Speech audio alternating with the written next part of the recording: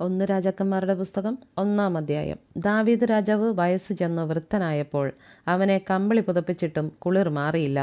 ആകയാൽ അവൻ്റെ ഭൃത്യന്മാർ അവനോട്, യജമാനനായ രാജാവിന് വേണ്ടി കന്യകയായ ഒരു യുവതി അന്വേഷിക്കട്ടെ. അവൾ രാജസന്നിധിയിൽ ശുശ്രൂഷിച്ചു നിൽക്കുകയും യജമാനനായ രാജാവിൻ്റെ കുളിർ മാറേണ്ടതിന് തിരുമാർവിൽ കിടക്കുകയും ചെയ്യട്ടെ എന്ന് പറഞ്ഞു.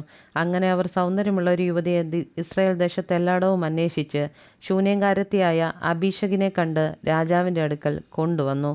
ആ യുവതി അതിസുന്ദരിയായിരുന്നു. അവൾ രാജാവിന് പരിചരിക്കുകയെ ശുശ്രൂഷ ചെയ്തു. എന്നാൽ രാജാവ് അവളെ പരിഗ്രഹിച്ചില്ല. അനന്തരം ഹഗ്ഗീത്തിൻ്റെ മകനായ അദോനിയാവ് നിഗളിച്ചും കൊണ്ട്, ഞാൻ രാജാവാകുമെന്ന് പറഞ്ഞ് കുതിരകളെയും രഥങ്ങളെയും കുതിരച്ചേവകരെയും തനിക്ക് മുമ്പായി ഓടുവാൻ 50 അകമ്പടികളെയും സമ്പാദിച്ചു.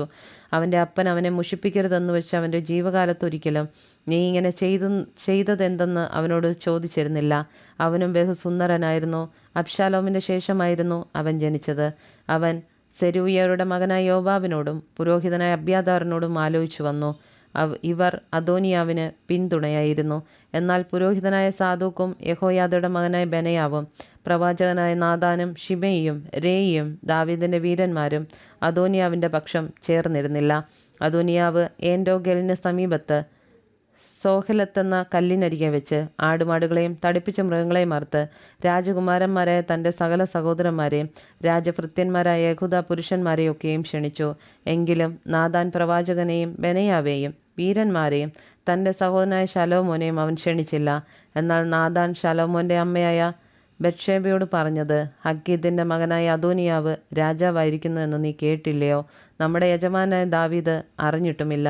ആകയാൽ വരിക, നിന്റെ ജീവനെ നിന്റെ മകനായ ശലോമോൻ്റെ ജീവനെയും രക്ഷിക്കേണ്ടതിന് ഞാൻ നിനക്ക് ആലോചന പറഞ്ഞു തരാം.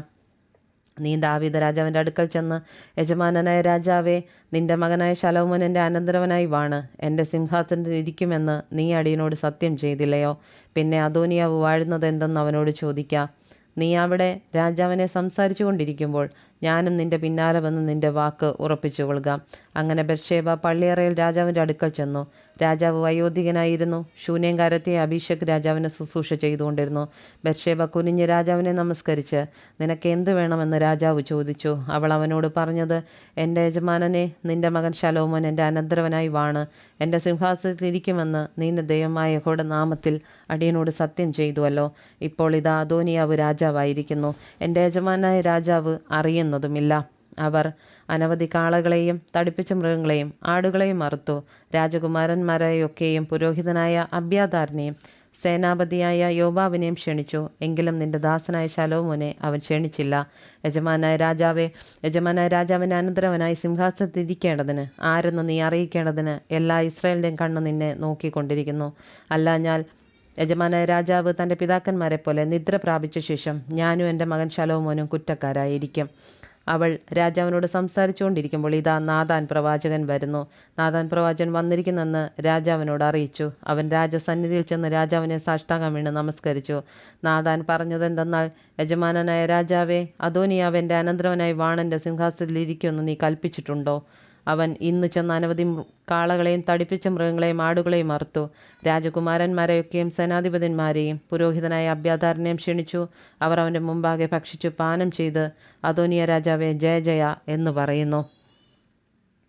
എന്നാൽ അടിയനെയും പുരോഹിതനായ സാദോക്കിനെയും യഹോയാദയുടെ മകനായ ബെനയാവെയും നിന്റെ ദാസനായ ശലോമോനെയും അവൻ ക്ഷണിച്ചില്ല. യജമാനായ രാജാവിൻ്റെ അനന്തരവനായി സിംഹാസനത്തിൽ ഇരിക്കേണ്ടതിന് ആരെന്ന അടിയങ്ങളെ നീ അറിയിക്കാതിരിക്കെ ഈ കാര്യം യജമാനായ രാജാവിൻ്റെ കൽപ്പനയാലോ നടന്നത്? ബത്ശേബയെ വിളിപ്പീനെന്ന് ദാവീദ് രാജാവ് കൽപ്പിച്ചു. അവൾ രാജസന്നിധിയിൽ ചെന്ന് രാജാവിൻ്റെ മുമ്പാകെ നിന്നു. എന്നാറ രാജാവ്, എൻ്റെ ജീവനെ സകല കഷ്ടത്തിൽ നിന്നും വീണ്ടെടുത്തിരിക്കുന്ന യഹോവയാണ്. നിന്റെ മകനായ ശലോമോൻ എൻ്റെ അനന്തരവനായി വാണ് എനിക്ക് പകരം എൻ്റെ സിംഹാസനത്തിലിരിക്കുമെന്ന് ഞാൻ നിന്നോട് ഇസ്രായേൽ ദൈവമായ യഹോവയുടെ നാമത്തിൽ സത്യം ചെയ്തതുപോലെ തന്നെ ഞാൻ ഇന്ന് നിവർത്തിക്കുമെന്ന് സത്യം ചെയ്തു പറഞ്ഞു. അപ്പോൾ ബത്ശേബ സാഷ്ടാംഗം വീണ് രാജാവിനെ നമസ്കരിച്ചു. എൻ്റെ യജമാനായ ദാവീദ് രാജാവ് ദീർഘായുസ്സായി ഇരിക്കട്ടെ എന്ന് പറഞ്ഞു. പിന്നെ ദാവീദ് പുരോഹിതനായ സാദോക്കിനെയും പ്രവാചകനായ നാഥാനെയും യഹോയാദയുടെ മകനായ ബെനയാവേയും വിളിപ്പീൻ എന്ന് കൽപ്പിച്ചു. അവർ രാജസന്നിധിയിൽ ചെന്നു നിന്നു.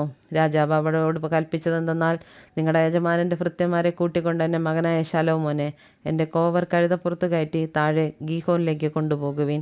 അവിടെ വെച്ച് സാദോക്ക് പുരോഹിതനും നാഥാൻ പ്രവാചകനും അവനെ ഇസ്രായേലിന് രാജാവായിട്ട് അഭിഷേകം ചെയ്യണം. പിന്നെ കാഹളമുതി ശലോമോൻ രാജാവേ ജയ ജയ എന്ന് ഘോഷിച്ച് പറവീൻ. അതിൻ്റെ ശേഷം നിങ്ങൾ അവൻ്റെ പിന്നാലെ വരുവീൻ. അവൻ വന്ന് എൻ്റെ സിംഹാസനത്തിലിരുന്ന് എനിക്ക് പകരം വാഴേണം. ഇസ്രായേലിനും യഹൂദയ്ക്കും പ്രഭുവായിരിക്കേണ്ടതിന് ഞാൻ അവനെ നിയമിച്ചിരിക്കുന്നു. അപ്പോൾ യെഹോയാദയുടെ മകൻ ബെനയാവ് രാജാവിനോട്, ആമേൻ, യജമാനായ രാജാവിൻ്റെ ദൈവമായ യഹോവയും അങ്ങനെ തന്നെ കൽപ്പിക്കുമാറാകട്ടെ. യഹോവ യജമാനനായ രാജാവിനോട് ഇരുന്നതുപോലെ ശലോമോനോട് കൂടി ഇരിക്കുകയും യജമാനായ ദാവീദ് രാജാവിൻ്റെ സിംഹാസനത്തെക്കാളും അവൻ്റെ സിംഹാസനത്തെ ശ്രേഷ്ഠമാക്കുകയും ചെയ്യുമാറാകട്ടെ എന്ന് ഉത്തരം പറഞ്ഞു. അങ്ങനെ സാദോക്ക് പുരോഹിതനും നാഥാൻ പ്രവാചകനും യഹോയാദയുടെ മകനായ ബെനയാവും ക്രേത്യരും പ്ലേത്യരും ചെന്ന് ദാവീദ് രാജാവിൻ്റെ കോവർ കഴുതപ്പുറത്ത് ശലോമോനെ കയറ്റി ഗീഹോനിലേക്ക് കൊണ്ടുപോയി. സാദോക്ക് പുരോഹിതൻ തൃക്കൂടാരത്തിൽ നിന്ന് തൈലക്കൊമ്പ് കൊണ്ടുവന്ന് ശലോമോനെ അഭിഷേകം ചെയ്തു. അവർ കാഹളമൂതി ജനമൊക്കെയും ശലോമോൻ രാജാവെ ജയ ജയ എന്ന് ഘോഷിച്ചു പറഞ്ഞു. പിന്നെ ജനമൊക്കെ അവൻ്റെ പിന്നാലെ ചെന്നു. ജനം കുഴലൂതി അവരുടെ ഘോഷം കൊണ്ട് ഭൂമി കുലുങ്ങുമാർ അത്യന്തം സന്തോഷിച്ചു. അദോനിയാവും കൂടെ ഉണ്ടായിരുന്ന സകല വിരുന്നുകാരും ഭക്ഷണം കഴിച്ചിരിക്കുമ്പോൾ അത് കേട്ടു. കാഹളനാദം കേട്ടപ്പോൾ യോവാബ്, പട്ടണം കലങ്ങിയിരിക്കുന്ന ഈ ആരവം എന്തെന്ന് ചോദിച്ചു. അവൻ പറയുമ്പോൾ തന്നെ ഇതാ പുരോഹിതനായ അബ്യാഥാരിൻ്റെ മകൻ യോനാഥാൻ വരുന്നു. അദോനിയാവ് അവനോട്, അകത്ത് വരിക, നീ യോഗ്യ പുരുഷൻ, നീ നല്ല വർത്തമാനം കൊണ്ടുവരുന്നു എന്ന് പറഞ്ഞു. യോനാഥാൻ അദോനിയാവോട് ഉത്തരം പറഞ്ഞത്, നമ്മുടെ യജമാനായ ദാവീദ് രാജാവ് ശലോമോനെ രാജാവാക്കിയിരിക്കുന്നു. രാജാവ് സാദോക്ക് പുരോഹിതനെയും നാഥാൻ പ്രവാചകനെയും യഹോയാദയുടെ മകനായ ബെനയാവേയും ക്രേത്യരെയും പ്ലേത്യരെയും അവനോടുകൂടെ അയച്ചു. അവർ അവനെ രാജാവിൻ്റെ കോവർ കഴുതപ്പുറത്ത് കയറ്റി. സാദോക്ക് പുരോഹിതനും നാഥാൻ പ്രവാചകനും അവനെ ഗീഹോനിൽ വെച്ച് രാജാവായിട്ട് അഭിഷേകം ചെയ്തു. അവർ പട്ടണം മുഴങ്ങുമണ്ണം സന്തോഷിച്ചുകൊണ്ട് അവിടെ നിന്ന് മടങ്ങിപ്പോയി. ഇതാകുന്നു നിങ്ങൾ കേട്ട ഘോഷം. അത്രയുമല്ല, ശലോമോൻ രാജസിംഹാസനത്തിലിരിക്കുന്നു. രാജഭൃത്യന്മാരും നമ്മുടെ യജമാനനായ ദാവീദ് രാജാവിനെ അഭിവന്ദനം ചെയ്യുവാൻ ചെന്നു. നിന്റെ ദൈവം ശലോമോൻ്റെ നാമത്തെ നിന്റെ നാമത്തേക്കാൾ ഉത്കൃഷ്ടവും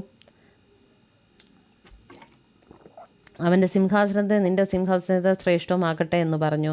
രാജാവ് തൻ്റെ കട്ടിലിന്മേൽ നമസ്കരിച്ചു. ഇന്ന് എൻ്റെ സിംഹാസനത്തിൽ എൻ്റെ സന്തതി ഇരിക്കുന്നത് കണ്ട് എൻ്റെ കണ്ണുകൊണ്ട് കാണുവാൻ സംഗതി വരുത്തിയ ഇസ്രായേലിൻ്റെ ദൈവമായ യഹോവ സ്തുതിക്കപ്പെടുമാറാകട്ടെ എന്ന് പറഞ്ഞു. ഉടനെ അദോനിയാവിൻ്റെ വിരുന്നുകാരൊക്കെയും ഭയപ്പെട്ടെഴുന്നേറ്റ് ഓരോരുത്തൻ താൻ തൻ്റെ വഴിക്ക് പോയി. അദോനിയാവും ശലോമോനെ പേടിച്ചെന്ന് യാഗപീഠത്തിൻ്റെ കൊമ്പുകളെ പിടിച്ചു. അദോനിയാവ് ശലോമോൻ രാജാവിനെ പേടിക്കുന്നു. ശലോമോൻ രാജാവ് അടിയനെ വാൾ കൊണ്ട് കൊല്ലുകയില്ല എന്ന് എന്നോട് സത്യം ചെയ്യട്ടെ എന്ന് പറഞ്ഞു. അവൻ യാഗപീഠത്തിൻ്റെ കൊമ്പുകളെ പിടിച്ചിരിക്കുന്നെന്ന് ശലോമോൻ വർത്തമാനം കേട്ടു. അവൻ യോഗ്യനായിരുന്നാൽ അവൻ്റെ തലയിൽ ഒരു രോമോ നിലത്ത് വീഴുകയില്ല. അവനിലൊരു കുറ്റം കണ്ടാലോ അവൻ മരിക്കണമെന്ന് ശലോമോൻ കൽപ്പിച്ചു. അങ്ങനെ ശലോമോൻ രാജാവ് ആളയച്ച് അവർ അവനെ യാഗപീഠത്തിങ്കിൽ നിന്ന് ഇറക്കിക്കൊണ്ടുവന്നു. അവൻ വന്ന് ശലോമോൻ രാജാവിനെ നമസ്കരിച്ചു. ശലോമോൻ അവനോട്, നിന്റെ വീട്ടിൽ പോയിക്കൊള്ളുക എന്ന് കൽപ്പിച്ചു.